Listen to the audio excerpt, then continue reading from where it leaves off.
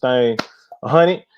Hey, what's up, everybody? You live on the couch with Ryan. I feel like we took some days off, but it was a positive thing. Get us a reset, be able to focus on what really matters. And now, what I'm saying, I'm super excited to bring on I don't know what the word is, but I just think one of the realest dudes I've ever met. Always business focused. I didn't know he was as business focused when we went to school, man. But now, I just want to introduce my man, Mr. Fuller here. A Hello, savant everyone. in Memphis, man. How are you doing tonight, bro? I'm all right, man. How about yourself? Good, good, good. Hey, I've always called you Mel, but I feel like from school it was your full legal name. Yeah, Could yeah. I just changed it to Mel on Facebook because nobody can say Jamel for some reason. I don't know. That's so weird, man. I was like, wait a minute. I don't remember calling dude Mel, but then I was like, no, I do kind of remember calling Mel. So I was like, you know what? It's all good. We'll get it together, man. All that matters is them checks cash. Yes, sir. Yes, sir. Hey, man. Well, first, thank you for jumping on the couch with Ryan, man. I know it's one of those wild situations, everything right now, but talk to me a little bit about kind of what you're going through right now, what's making the world a little bit different, and how you pushing through right now. Man, it is crazy because my job consists of property management. That's my Right. day-to-day job. That's how I eat. And for some reason, since the courts closed, nobody paid rent. They're like, you can't evict me, brother. You can't evict me. Come on. So it's been kind of rough, man. But luckily, that's not all I do. I have two other businesses that I run. I'm starting Black Star Line Realty, and Hmm. currently I own Black Star Line Renovations. So I still have renovations that I'm doing at other projects. So that's keeping the money flowing right now. So I know everybody's in that weird situation. So the courts are actually closed right now when it comes Man, the to courts are closed everything. until the courts are closed until June. Wow. So when you talk about property management, are you talking about multifamily homes, single family homes? I mean, I what have what are you talking? multifamily and single family. Yep. Single family. So, what outside of that though? I guess the market when it comes to people being in real estate right now, potentially looking for a different place to stay. You know, is it basically non-existent now that everything has kind of been shut down? Yeah. Essentially, the contractors, the vendors, Hmm.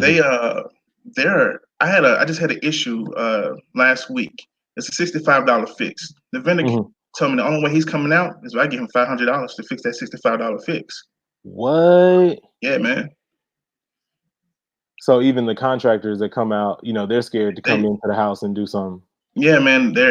I have to pay some money, man, to get some stuff done. Top dollar. So talk to me a little bit, Mel, about right now. I guess what does it look like when it comes to your day before or now since Corona has kind of happened? What does that look like for a person who basically is eating off of their own business? Um, Essentially, man, I'm scrambling Yeah. um, day to day. I'm contacting certain tenants. I'm saying, hey, and I understand, people are getting laid off if your job is not essential, but I'm calling the people who are essential. Hey, brother. Hey, sister. Yeah, Rent still due. yeah, yeah. What's really good? Let me get some partial payments. I'll Mhm. I'll waive all your late fees. Yeah. Exactly. I got you. Just let me be able to move forward with that. But is it weird though, coming from the point of view that this is something we've never seen before? Is it something that you've ever experienced in your industry before when it comes Oh to no, the this is sheer this is number? This is crazy, man. We've Yeah. we've never experienced this. We weren't prepared for this. We didn't think we'll be affected as much as the COVID-19 has affected us. Yeah. Man, I was in the office today, and that's what we're talking about, man. It's like it's crazy.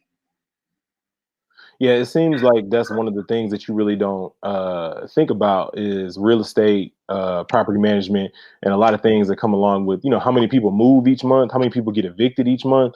What when you think about 100% just people that you're over right now managing, how many people does that look like just family wise? Just full number. What do you work with? Right now, I've currently downsized Hmm. because it's just me running everything. Right. So I have approximately 40 properties that I'm managing. 40 properties. Yeah, I had over 100. Right. Um, yeah. No, Like, I mean, I'm just thinking like, for a person, I'm 31. Are you 30? I'm 30. Okay, so you're 30. I mean, to Mhm. think that you could realistically be the beginning and end to like literally 40 people, plus families inside of that, does it ever feel like it's a lot of pressure, getting to you? Yeah, man. Because there's things going on, man. It's a lot of wear and tear in these properties, man. And I can't fix these properties, man, like they should be fixed right now Right. because of everything that's going on, and that's affecting business. Because even though I don't want to be labeled as a slumlord, that's my biggest fear. You can't appease everyone, but you don't want to be a slumlord. Right. And in the way that things are going, I can't do anything. So it's terrible, man. No, I mean, I think it's terrible for you, but then I also think about, the reverberation of people that, are obviously in bad situations, Hmm. across the board. Yeah, Um, is it something that you feel like maybe in the next 3, maybe 6 months, things will get, a little bit better for you? Or do you feel like it's a situation where you don't know what, 3 to 6 months will look like? I pray in 3 months' time Yeah. that everything is going back smoothly. I don't know if I can handle 6 months, but I'm prepared for 3 months of I can make things go afloat for about 3 months. Well, Business. well, I say this, man. Your significant other don't look like she's too inexpensive. So no, you got to keep that cash flow flowing. I understand that, brother. You know what, man? See, I pay out a bill, man. So she's stacking her paper, man. She good. Yeah, She yeah, yeah. You just and waiting on the mother checks to come in. yeah, man. So she's still working, man. Those wig checks that she makes wigs for everybody who don't know. Hmm. Um, Shout out, man. Shout out now. Shout out. so charmingly unique Yeah. extensions, and so she has celebrity clients. So shop with the guys. Um, but man, her business is booming. Nothing stopped for her, man. Every day she going to the post office, man, mailing out them wigs, man. Do you find that as exciting to have a partner that's just as motivated or just as hungry as you are when it comes to getting to that next level? Man, yeah, man. Because she actually she did this for fun, and Yeah. I was like, babe, you can make money off of this. Mm-hmm. Mm-hmm. And instead of her just sitting back, she ran, man. Mm-hmm. And I tried to give her pointers of how to run a business. She said, "Shh, I got this." Mm-hmm. Mm-hmm. So I was like, "Okay, then do your thing. I see you, girl. Do your thing." Yeah, I So mean, yeah, man, it makes me proud, man, mhm. and she is hungry, man. Well, I mean, does it seem like to you though, entrepreneurship is just something that's in you? You know what I'm saying? That's something that is just you gotta have to be able to get up in the morning and be male. Man, and I believe in this time and age, man, you have to be an entrepreneur. You got to have Yeah. something going on to succeed, man. Um, it's just the way that the job market is set up right now. Mm, You're not gonna succeed. that part. And every few years, the cost of living goes up, Hmm. and you making the same pay. So that Hmm. ain't right. It's So rough. No, man, it's rough. I think that's something that we're all trying to figure out is right now, at least, even for me, I feel like I'm just trying to be as creative as possible in figuring out, going back to work. I know it's always going to be there. You know what I'm saying? But my thing is, mhm. what can I do now that sets me up and my family, at least for, some success? So that's kind of where I wanted to go with this one tonight. And again, man, I appreciate you jumping on the couch with Ryan. Shout out to all my replay viewers and everything else like that, man. Y'all make the show what it is, and everybody that comes on, especially people like Mel, give me an opportunity to kind of pick their brain, talk about some things, and obviously figure out where everybody is right now, man. It's a crazy situation, but we're getting through it together, which I think is super cool. And getting this opportunity, man, is super humble to have you right now, man. Appreciate it, brother. Thank you for having me, man. Talk to me a little bit about how you got started in real estate and kind of how you transitioned into where you are now. Because it seems like this isn't a I started at Macy's and just made my move one day. Because it seems like you got to know somebody to kind of figure out how this all kind of Exactly. works. Yes, I didn't just jump in here. So it came from from uh, from sadness. So Yeah. I'm gonna tell you what happened. Man, get into it. So Get into it, man. It's all good. We here.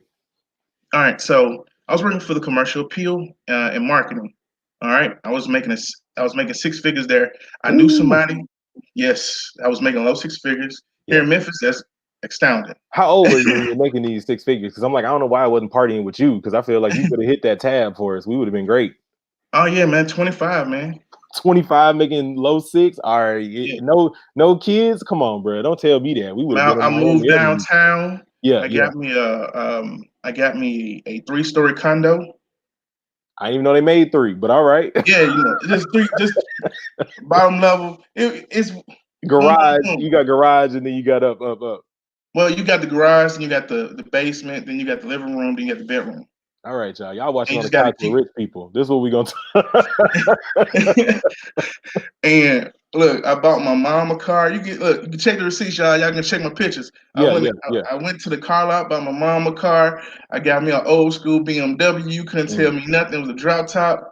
Uh, you Mel, couldn't tell me nothing. how did that make you feel though, being able to at 25, 26, man, like buying your mom a car? I feel like that's one of those things that you think about at like 45 and 50, you know what I'm saying? Where your parents, they can enjoy it, but not at the level that your mom can at 20 when you're 25, man. How did that make you feel? Man, I felt great, man.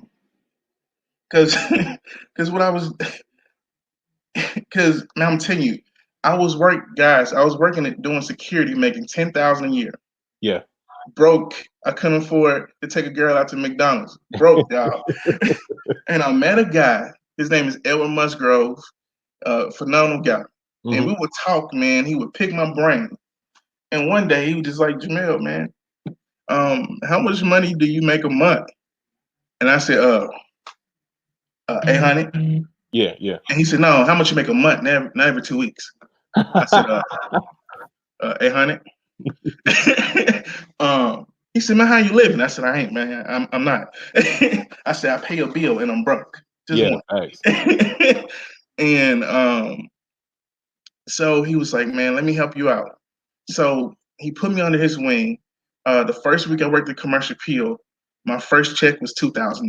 You get paid weekly. And he said, I'm gonna train you, and it's commission based, y'all.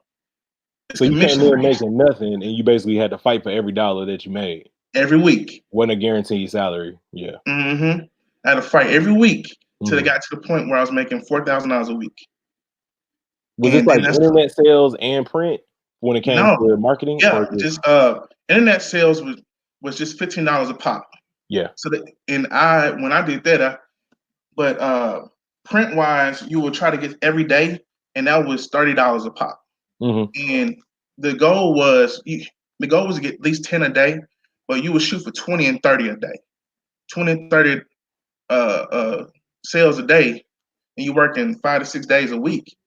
You eating good. So you talking about just cold calling businesses or are you talking No, about having so warm what I was leads? doing was I was in the stores. You see me at Walmart. You see me at Walgreens, Kroger. I've been in the lobby bugging you, trying to get you to come over. Free ticket, chance to win a $200 gift card. And Oh, okay, I got you. So you were doing like marketing in the field though. So yeah, you I was was doing actually trying to direct get the marketing. people. I got you, bet. Direct marketing. Yeah. So so he trained me, and my mom. Let me just. And so I was doing pretty well. Yeah, yeah, But yeah. the thing is, because you're making money, don't mean you got money. That Because I part. was spending it, and just as I got it. Because my lifestyle changed. I mean, that's new money though. Who in their right mind gonna act right when they first get some real bread though? I feel like that point is that you can make a mistake because you ain't never had it before. Man, I ain't never had it. I Yeah, was making I was making what I made in a year, man, in a month. right. And I was just like, I gotta ball out. So I'm a big dude, man. Big dude clothes are expensive. Casual Male XL got them XL prices. You hear me? I Yes, understand that, bro. exactly, man. I buy a blazer, it's $600. Bro, It's just a regular old blazer. and the stores stopped selling Husky, man. I'm the first one to let you know that. Macy's took that out real quick. They ain't got no love for us, man. No, I feel that pain, bro. I understand that. I'm just like, man. So, but my flex was subtle, man. You Yeah. see me, I'm dressed up, and it's you just see some slacks. Nah, brother, these Ralph Lauren, brother. Nah, brother. No, brother. Everything I own is Ralph Lauren, even my drawers, brother. No, I'll say this, man. Every time I see you, bro, you clean. I'm gonna just be honest, bro. I'm trying to think about when I didn't see you, but then I started thinking about the type of work you do now, though. So clearly, it's a lot of work that's down and dirty. And when you pull up, though, man, you always on 10. I give you that. But I I mean, appreciate just being able to get to that place, though, of, what I'm saying, going to the car dealership and really dropping your mom off, you know what I'm saying, like a vehicle. That's amazing. What's up, Jasmine? We see you on here on the couch. What's up, girl? You all right? Hey, Jasmine. Yeah, great guy. Family since elementary. Oh man, that's beautiful, bro. It's always good to have people in our life like that. Yeah, man. But let me get to the sad part. Yeah. All right, so sales started going down. Yeah. I had money stacked up. I stacked a little money up. Yeah. I used that money to pay for my mom's funeral. My mom died on my birthday in my car. We were going to my birthday dinner. Oh, and she passed away. So I had to use all that money. A lot of people donated. I started to go funny. People would just donate. But I had to have the funeral beforehand, so I had to use my own bread. and so my mom only owed $5,000 on her house. And so, of course, I have the money. So I got a lawyer, a real estate lawyer, and I said, "Hey, my mom only owed $5,000. I'd like to pay this house off." The mortgage company told me that they won't accept my $5,000. I have to start a new mortgage, so I can give them $15,000 down and do a 30-year mortgage. Are you serious? Your mom owed $5,000 back? Yes. And I said, that's asinine. That's stupid. I'm not going to do that. And they sent me the breakdown, the payout, and none of the. I wish I put it like I had the sheet on me, but none of the numbers made sense. I'm not a mathematician, but I'm not a dummy. I'm like, none of these numbers make sense. And so, like I said, I got a real estate lawyer. So he threatened him with litigation. The lawyer So you told had to me, sue the actual company or say that you were going to sue them to buy your mom's house? Yeah. And so Wow. the mortgage company told him, "We'll see you in court. And by the time you go to court, we'll make sure all those numbers add up." Oh, okay. So the lawyer got scared. He told me, he said, "Jim, I'm a partner. I can't lose." He said, "Man, I gotta drop your case. You got a good case. I have to drop it." So I had to think fast. What can I do? So I said, let me do a short sale. Okay. And so I could just transfer it over because Could I'm the executive you explain a short sale for people that maybe just haven't heard It's like that a term quick before? deed, guys. It's like a quick deed. Quick deed is you got the deed to the house. I'm the executive estate. My mom passed away, so now what they didn't know was I'm pretty smart. What I did was I went online. My mom never set up her online account, so I set up her online account and added myself onto the mortgage. Savage. And so now the mortgage is in my name.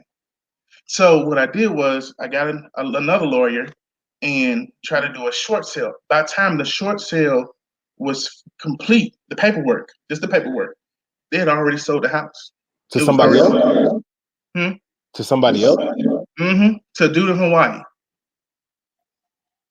And you know how much they sold the house for? How much? $10,000.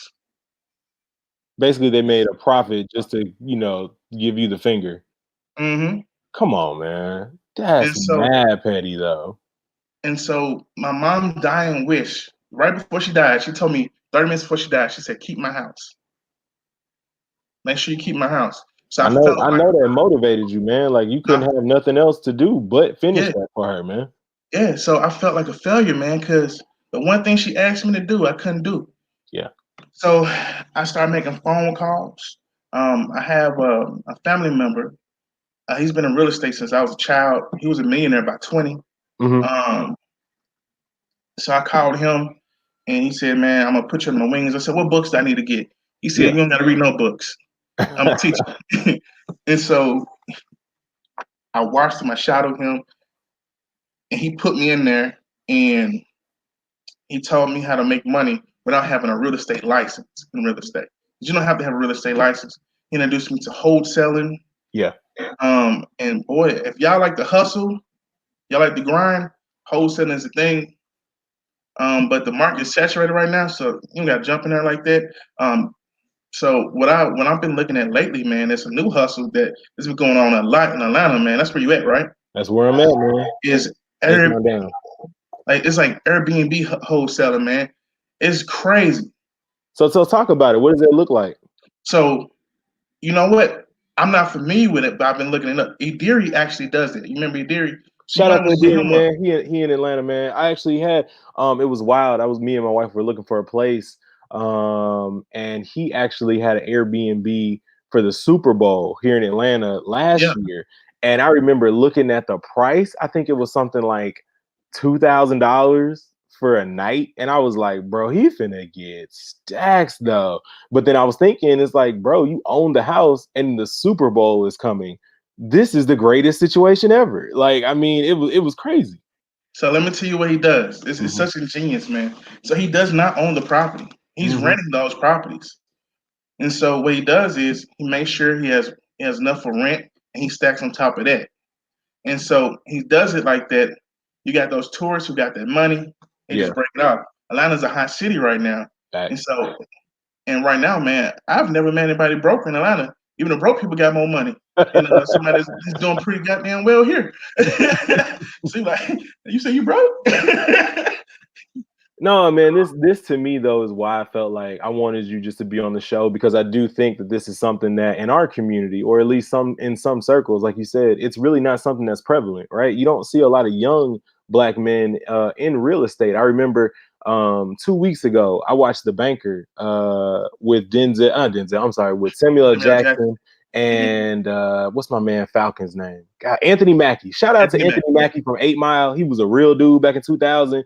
And look at him. He grew up to become the Falcon and also own a bank. Shout out to Yeah, he got Anthony his Mackie. own franchise now, man. Yeah.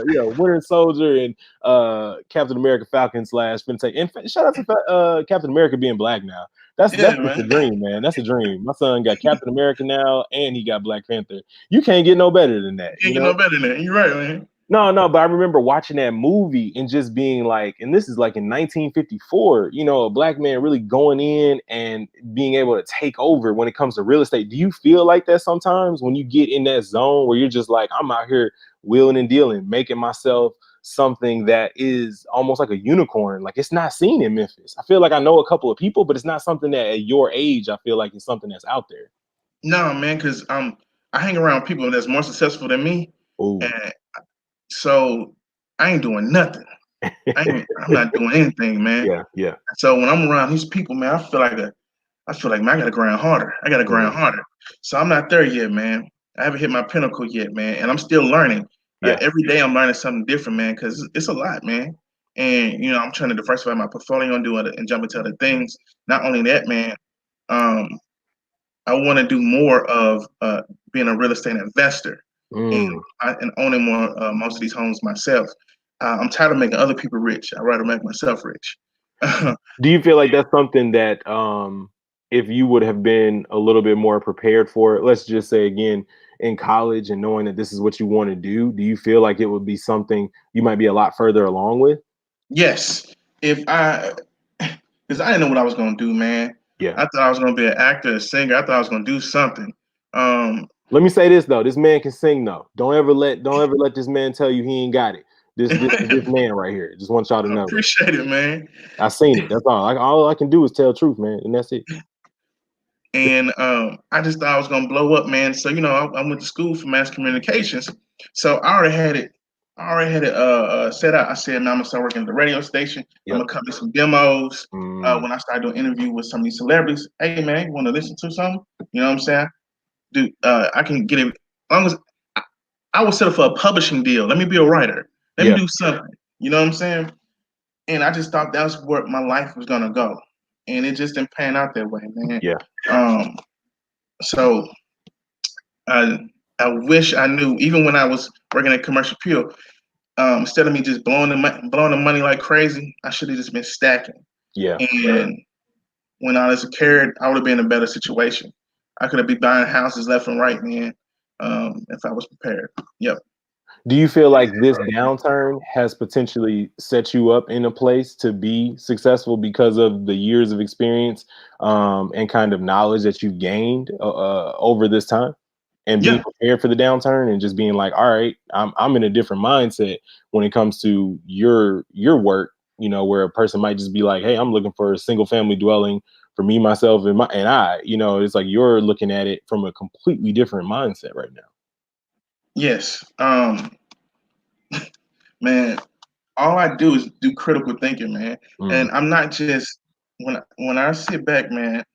It's crazy because I never thought like this. yeah, To change your mindset from a worker into an entrepreneur, it takes time. It just doesn't click like that.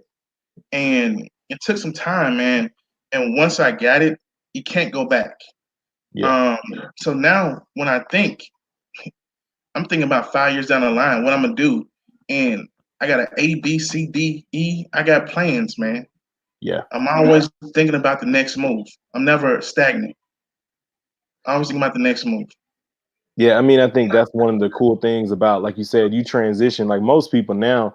Um, you started off not knowing and then getting an opportunity. What would you tell that kid that's, man, right now? I feel like we missed that financial crisis by a couple years. We were able to kind of get through college and kind of, not really have to feel the brunt of that as hard, like in 2008 and 2009. But what do you Hmm. tell that kid that's getting ready to graduate, literally by mail? You know what I'm saying? Like, finna get that degree and the job market is terrible. Would you encourage them to look into entrepreneurship? I mean, what would you tell them, for the next Yeah, 3 or 6 months to be doing? I would tell them go to the nearest library Mhm, and find self help books, find entrepreneur books, um, and just read. I'm not big on college. I think college is a waste of time. mhm. A lot of people are gonna beat me up because I said that. College just does nothing but give you debt. Yes, I said it. Because most of the stuff I've learned has been outside of the school. Mm, Um, so only thing Lane taught me, honestly, is how to network. Because there was a lot of networking going on. mhm. And so thank you, Lane. But other than that, Thank you, Lane. man, Thank you, Lane. other than that, man, um, I didn't learn anything. I didn't, or I didn't. If I did learn something, I didn't retain it. Well, do you think what you learned you weren't able to use as a skill set? Because I mean, realistically, learning how to do print writing or camera switching and communications, I think it's something that when I got out of school, I started going into human resources. There was nothing that I took away from that except, hey, I'm a personable person that can probably do well, talking to people. That helped me in my job. But when it comes down to what you're doing, like you said, you got out of school and it was like you were working a security job. I mean, what is that really gonna, change for you? So no, I get that. To look at those student loans and be like, well, damn, was it really worth it for me to put a house basically on top of my head with the degree, and now I have a job that pays me, like you said, $10,000 a year? It seems like it's ludicrous. Like, why would anybody set themselves up like that? Exactly. And and the thing is, man, I left Lane and went to another school. I went to Lemoyne for a Mm, full scholarship. For a which full I would scholarship. call Lane College Memphis campus. But okay, yeah. Yeah, it's true. It's absolutely true. Shout out to and, Lemoyne on. We love y'all, man. The magicians. Shout out to y'all. and the craziest part is, man, I got the scholarship.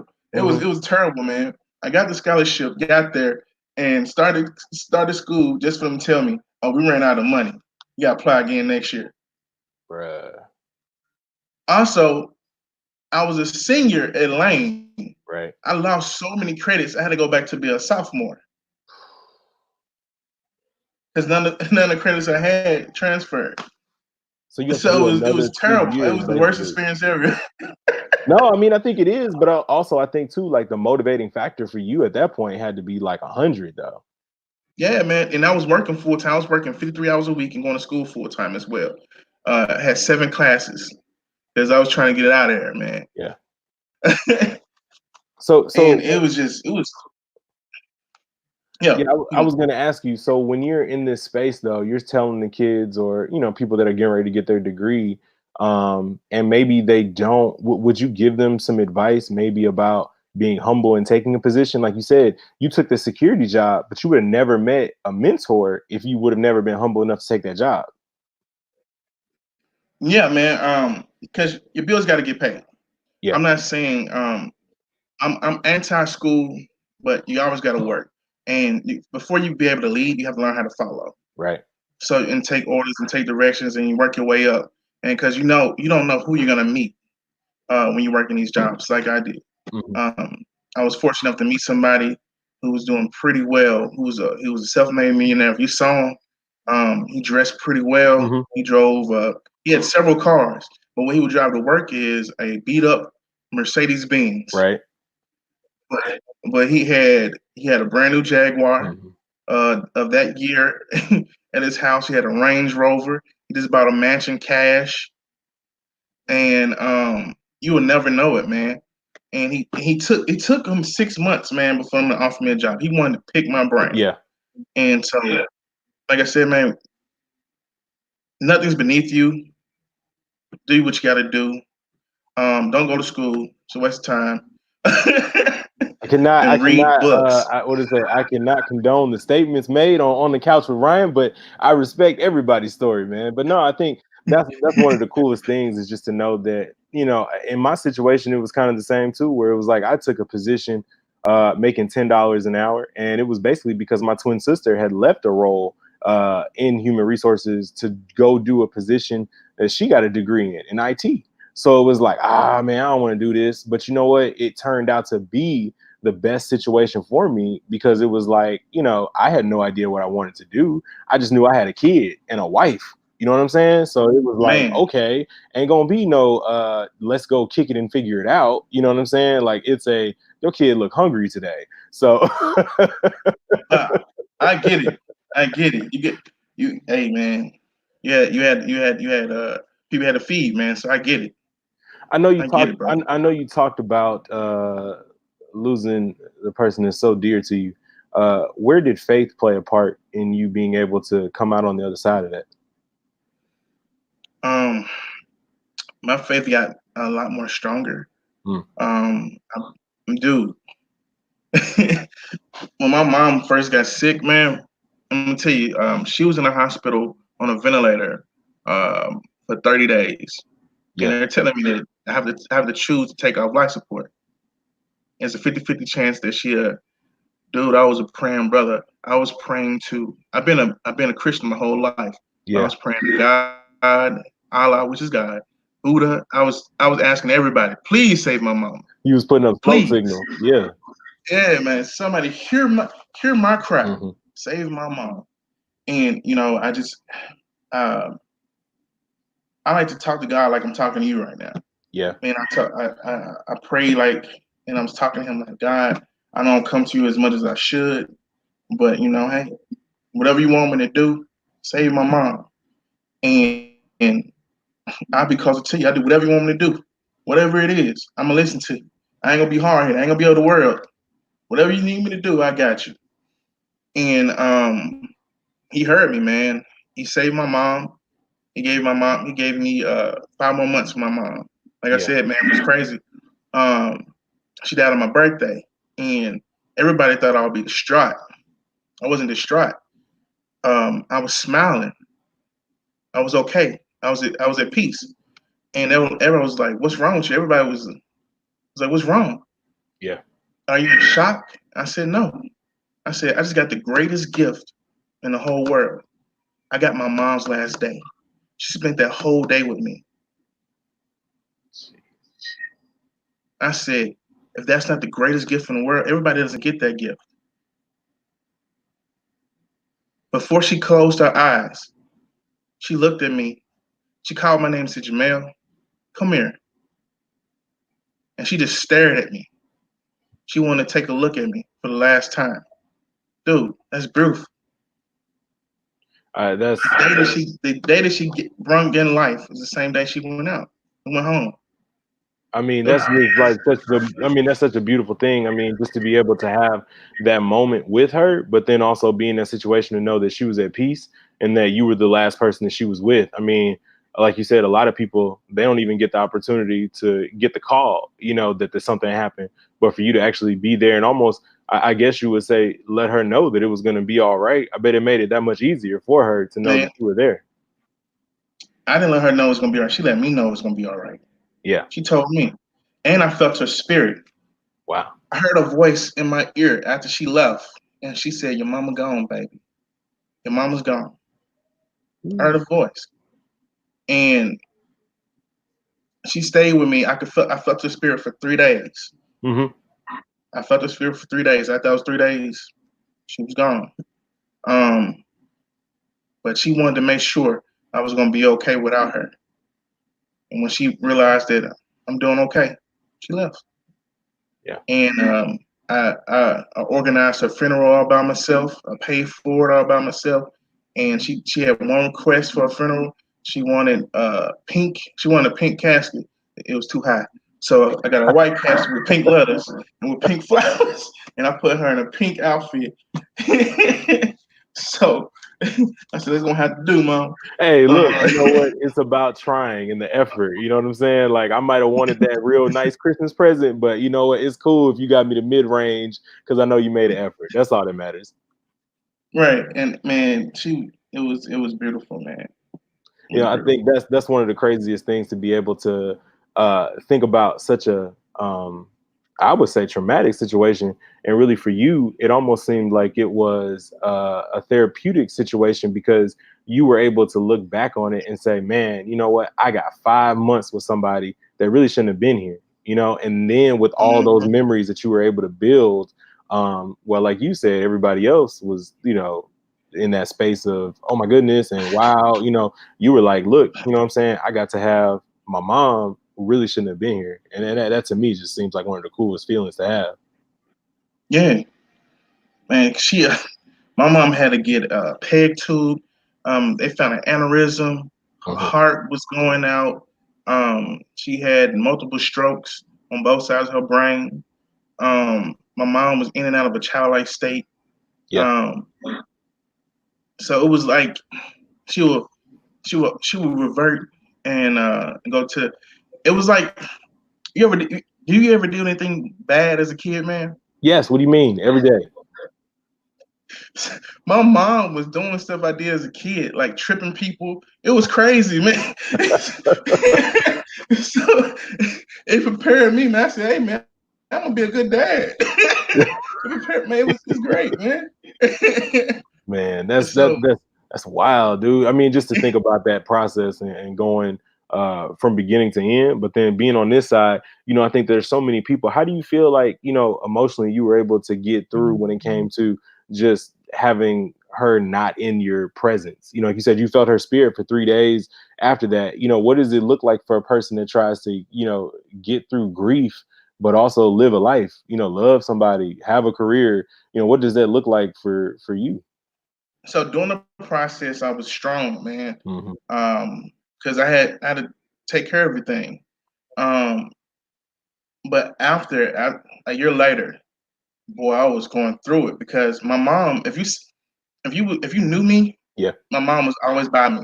We Mhm. were we were two pieces in the pod. We were always together. My mom was my best friend. Yeah. She knew literally everything about me. Mhm. The first time I had sex, sorry, I called my mom It right wasn't after. that great, let me tell you. Click. No, no, I called my mom. I said, "Mom, guess what?" She said, "What?" I said, I just had sex." She said, "How was it?" I said, "It felt like home." She said, "What?" I said, "It felt like home." She said, "It felt like home." She said, "What that mean?" I said, "Mama, I could fall asleep in it. I love it. It was great. Great experience."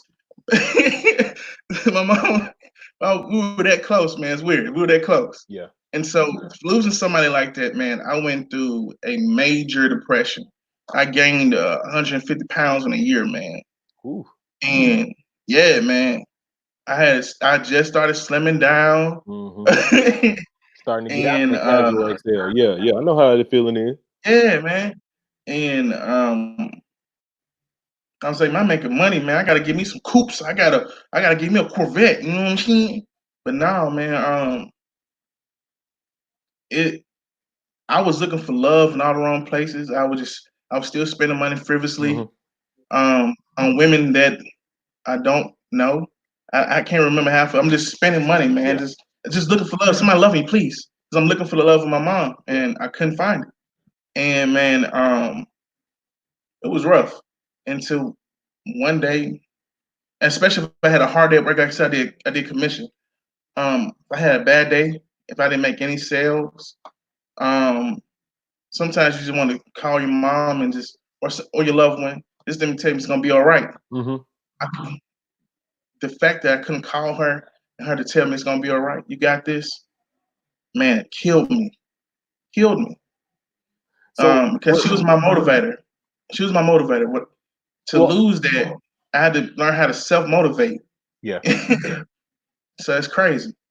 What when you think about that, like you said, through depression, um, did you seek any type of professional help, or was it a situation that you feel like you look back on it now and wish that you would have sought out maybe a little bit more professional help?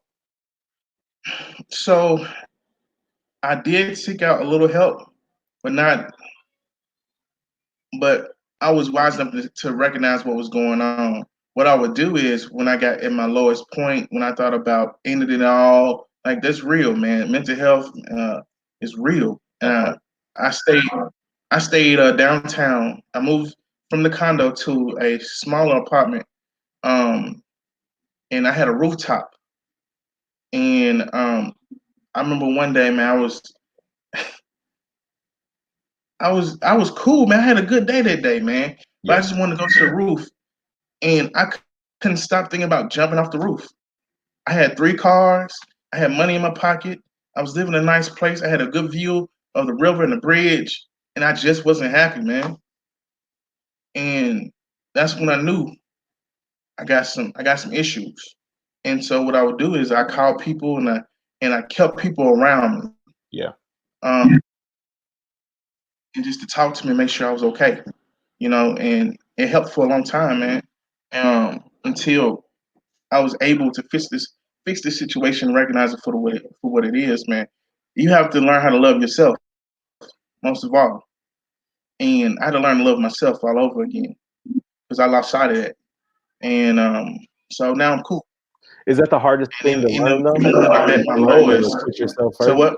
Is that the hardest thing to learn though? Is to put yourself first and learn to Yes, love you? yes, because I'm a giver. I always want to make sure everybody else is good, everybody else is straight. But you have to learn how to make sure you're straight. Put yourself first. Um, even if I got money in the bank, I'm always broke.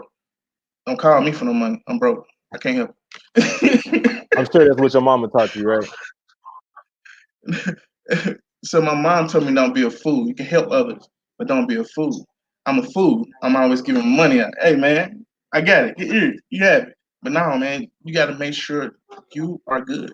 Because when you down, and I learned that, man, because when I did lose that job at the commercial appeal, Yeah. um, we were making too much money, and they closed that department down and moved to Jackson, and Jackson, Tennessee. And so imagine making that money to not making any money at all. Yeah. And now I got all these bills that I can't pay. And I'm calling all those people I helped out. Hey, hey, buddy. Hey, friend. Could you loan me a couple dollars? Just a couple. I don't need much. Just a couple. Nobody had my back, man.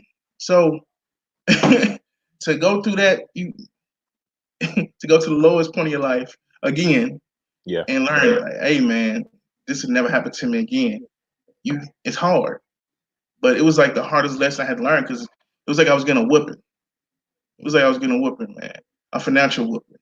And so now it'll never happen again, man. What would you tell somebody that maybe is in that situation right now where they're getting that whooping, whether it is financially because of loss of work, or a situation where they're trying to figure out how to get their credit together, or, just looking at another stream of income. What type of advice would you give them now during this reset period? That maybe they are in their mid 30s or mid 40s, and really looking for, not necessarily a silver lining in all this, but, maybe something to focus on while we're all on pause.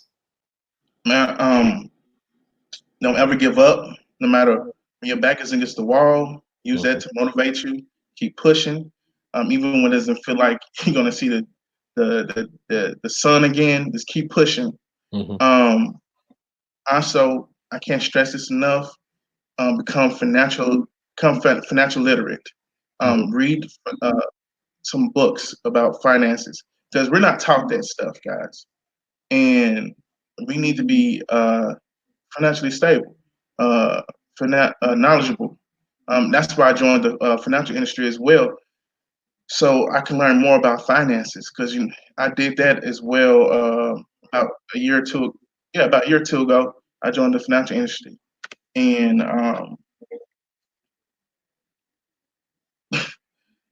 it's crazy because we get like once we get behind our debt, man. What our folks tell us? Oh man, get that chapter 13, that chapter 11. Yeah. That wasn't made for us.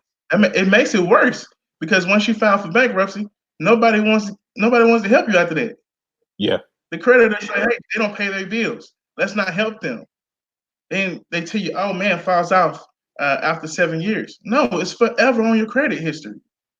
Forever. Now somebody might help you. They might give you a chance, but it's always there. They can always see it. I pull credit every day. I can see all that stuff. Yeah. All they're looking for, are you paying your bills after you file that stuff? Um, but no, man, don't do that.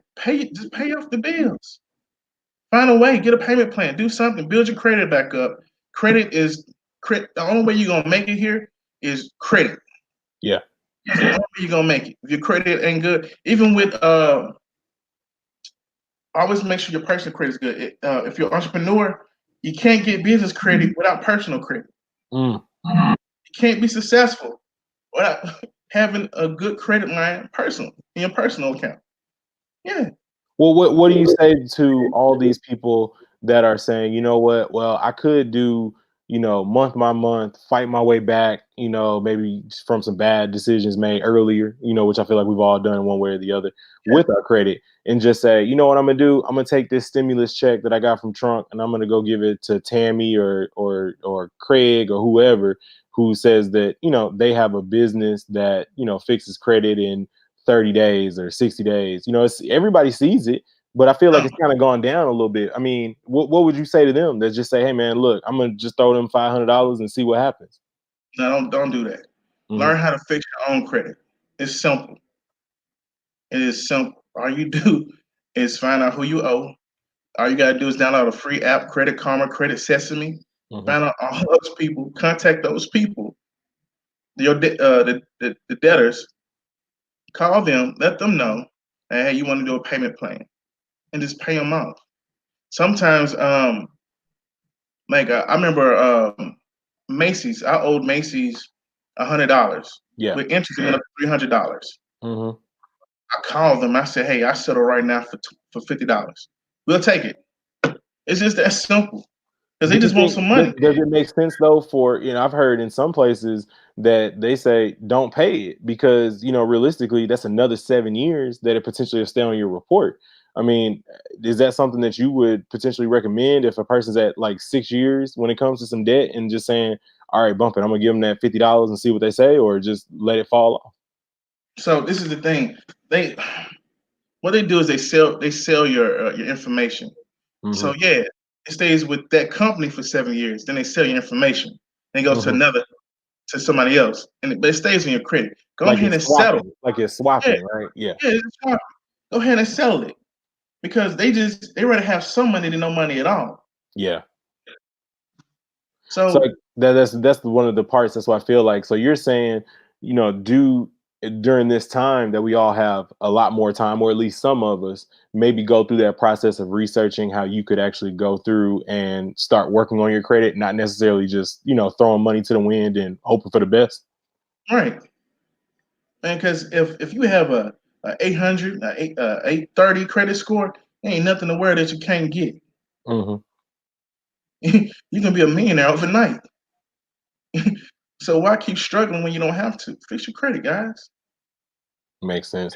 What's one of the hardest parts about doing your job, just day in, day out?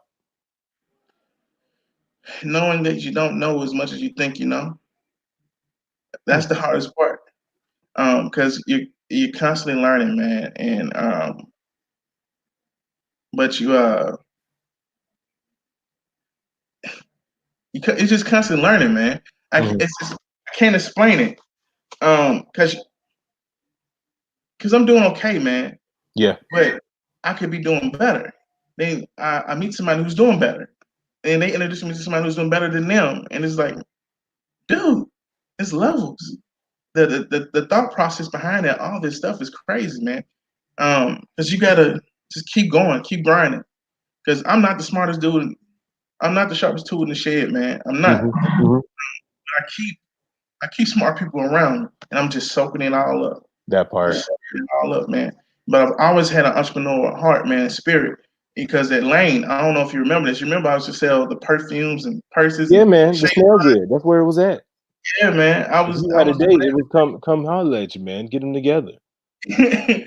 And so I was always doing something. I always had it in me. Yeah. Um, and if you tell me, all you got to do is give me a little something, man, and I'll run with it, man. All you got to do is teach me how to crawl. I ain't gonna walk, baby. I'm running.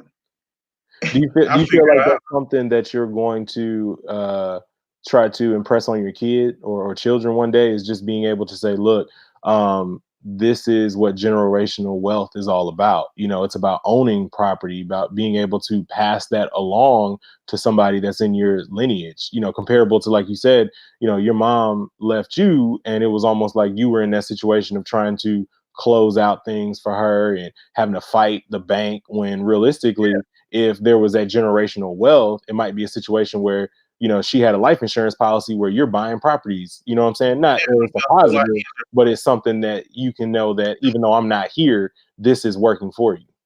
right, and that's my prayer, man. I'm glad that you said that, man. Hmm. My prayer is to break the curse and bring generational wealth to my family. Yeah. It starts with me. I might not see it in my lifetime, but my child will see it in their lifetime, and that's the goal. You know what I'm saying? I'm gonna bring up the importance of life insurance because it's very important. It's it's very important. Because that's how you start generational wealth. Honestly, Yeah. you get your policy. You start them early. You get them a policy at a young age. You know what I'm saying? You start them early. I suggest you start getting IULs, or Index Universal Life, because it's tied into the stock market. Okay, Yeah. and do you know about IULs? No, I don't know about IUS. All right, so it's tied into the stock market. Okay, and so in the stock market, it goes up and down. It fluctuates, Right. right? But the IUL, it doesn't go down. If the market goes down, it stops at the level that you're at, Mm. and it waits till it goes back up to that level, and it starts back growing. Is this a life insurance policy, or is this just okay? So the IUL, the What what index. what are the what are the payouts that, like, my regular life insurance right now is like 750 for me, and it's like 400,000 for my wife. But I don't know, like, what does it look like with the, obviously, as if you're younger when you die, it's a higher payout. But what does it look like? Excuse me. In that situation with the IUL. So with the IUL, the current policy, also the best part about the policy is you use it like a 401k. You can always pull it out with pull money out that you put in there without Mhm. any penalties. And no penalties. You won't be Yeah, charged. that's the biggest part about the 401k. Unless it's some crazy financial crisis, everybody want to blow you up if you start trying to dabble in it. Yeah. And so, say for instance, you get like my first IUL is for $1 million. Hmm. And so when I die, one of my family members they get $1 million. Wow. So you just have to start early, man, and you can just pay a little bit of $300 a month. It is dependent, because when you're older, you have to fight against the clock. So now you have to pay a little bit more. The younger you are, a little bit of nothing. Yeah, it was one of the first things we did. It was like, once we had my son, I think we were probably a year or two in, and then we eventually just got the regular life insurance policy. But now, Your I'm, whole I'm life. yeah, that and you know what, I was almost embarrassed when somebody asked me a couple weeks ago, when they were investing or when they were getting ready to have a child, and they said, "Well, when did you start investing in the E401k?" And I was like, "What's that?" And they were like, "Oh, it's basically a 401k that's set up for your child's education." And I was like, I don't have one." But then you think Exactly. about where colleges potentially, like you said, the prices are still going way way up, and then it's like, well, yeah, maybe I got two kids, everybody can't be a baller, somebody gonna have to go to trade school or something. But I think in that situation it was like, okay, this is again people around me that are talking about things that I'm not super versed in. And I think in those situations I become better, because now what am I doing? Oh, I'm researching the E401k, because I'm like, if I spend $30-$40 on, fast food and BS, why wouldn't I be putting that on my kids' future? Even if they don't make it and they become a Jamel and they need a business, man, isn't it nice to have 30, 40 stacks just sitting there waiting for you to go invest in your business? Even if it fails, the experience and the knowledge that you'll gain from that is probably just not at or more than what you're going to get in 4 years of college. Yeah, man, getting you some articles, EIN number. You can get Hmm. one of those things, man, less than $100. You Hmm. can start. You can get you a business license for $35 here in Tennessee. And so, I don't have a business license. What I have is an LLC, Okay, because I don't want you coming out to me personally that's the talking about point. my business. My business got money. Man don't got no money, but my Starline got plenty of money. That's what I'm saying. No, I think people need to understand that too. The difference between having a business license and an LLC. I think that's one of the things. Like, when you're really making that effort to get out here, it's easy to hustle, but it's hard to legally pay your taxes and make sure that you know what I'm saying, doing all the things that you got to. Uh, I'm so sorry, Ryan. No, man. No, man. Hey, look, I appreciate your time, bro. I know we've been on this thing for like an hour, but nah, bro, it's always it's love, and I really appreciate you giving us just an insight, thought process, man, and obviously just maybe some food for thought as people are kind of moving through this. So I'll give you the last word, man, for real. If there's anything that's close to you, anything that you feel like you want people to support and jump in, look into during this time, maybe a nonprofit, potentially a charity or something like that. Yeah, man.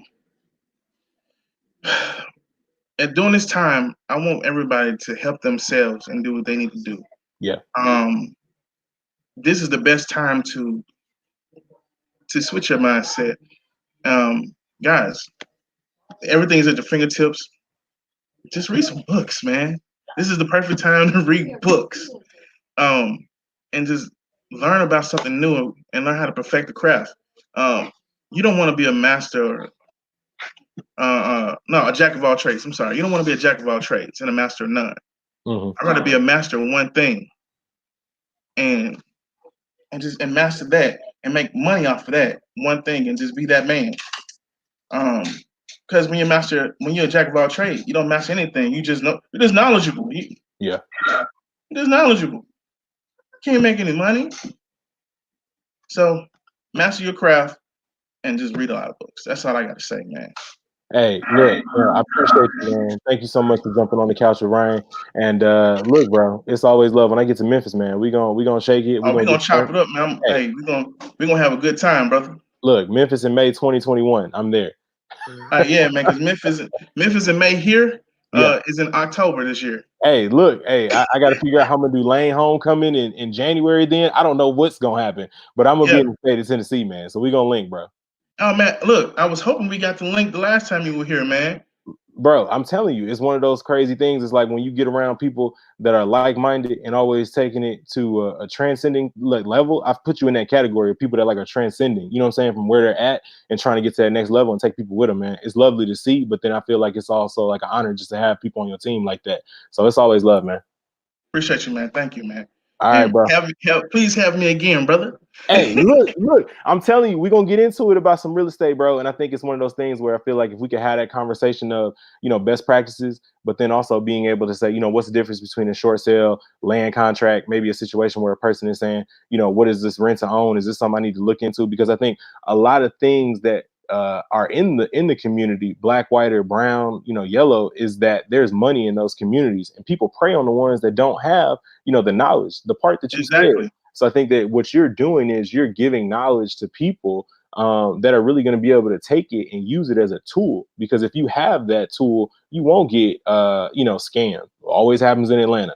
People are in that situation in Memphis right now, where they're saying, I don't know how I'm supposed to be able to do it, but I know that I want to. And it's people like you, man, that's giving knowledge and feeding the people. So, that's a noble thing and something I'm just really excited to be able to get on here for sure. I appreciate it. Thank you, man. Hey, man, look, it's always love. All right, bro. I'll talk to you soon, man. And appreciate everybody for watching On the Couch with Ryan, man. We back again in a couple of days, man. Make sure y'all like, share, subscribe. And you know what I'm saying? We're going to do this again, y'all. Let's have a good time. All right, now. All right.